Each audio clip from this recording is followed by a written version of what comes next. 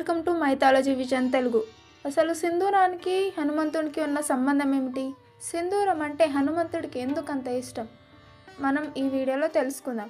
Let's start. శ్రీరాముడు లంక నుండి సీతా సమేతంగా అయోధ్యకు తిరిగి వచ్చిన తర్వాత ఒకరోజు హనుమంతుడు అయోధ్యలో సీతాదేవి దగ్గరికి వచ్చాడు. అప్పుడు సీతమ్మ నుదిటిపై సింధూరం పెట్టుకుంటుంది. అది చూసిన హనుమంతుడు బాల స్వభావంతో ఇలా అడిగాడు, అమ్మా, మీరు ఈ సింధూరం ఎందుకు పెట్టుకుంటున్నారు?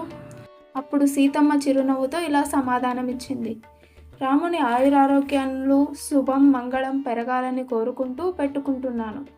హనుమంతుడు ఆ మాటలు విని ఇలా అనుకున్నాడు, ఇంత చిన్న గీత మాత్రమే రాముడికి అంత మంగళాన్ని ఇస్తే నేను నా శరీరం మొత్తం సింధూరంతో పూసుకుంటే ఇంకా ఎంత మంగళం కలుగుతుందో కదా అని తన శరీరం మొత్తం కుంకుమ పూసుకొని రామచంద్రుడి దగ్గరికి వచ్చాడు. రామచంద్రుడు సింధూరం పూసుకుని ఎర్రగా ఉన్న హనుమంతుడిని చూసి ఆశ్చర్యపోయాడు. అప్పుడు రాముడు హనుమంతుడితో ఇలా అంటున్నాడు, ఏమిటయ్యా హనుమంత ఇది అని. అప్పుడు హనుమంతుడు వినయంతో ఇలా చెప్పాడు, ప్రభు, అమ్మ చెప్పింది సింధూరం మీకు శుభప్రదమని. అలాంటి శుభాన్ని కలిగించడం కోసం నేను నా శరీరం అంతా అంకితం చేశాను. విన్న రాముడు ఆనందభరితుడై హనుమంతుడిని హత్తుకొని ఇలా అన్నాడు, నీ భక్తికి సమానమైనది ఏది ఏ లోకంలోనూ లేదు. నీ సింధూరం, నీ ప్రేమ, అది శ్రీరామ భక్తికి శ్రేష్టమైన చిహ్నం.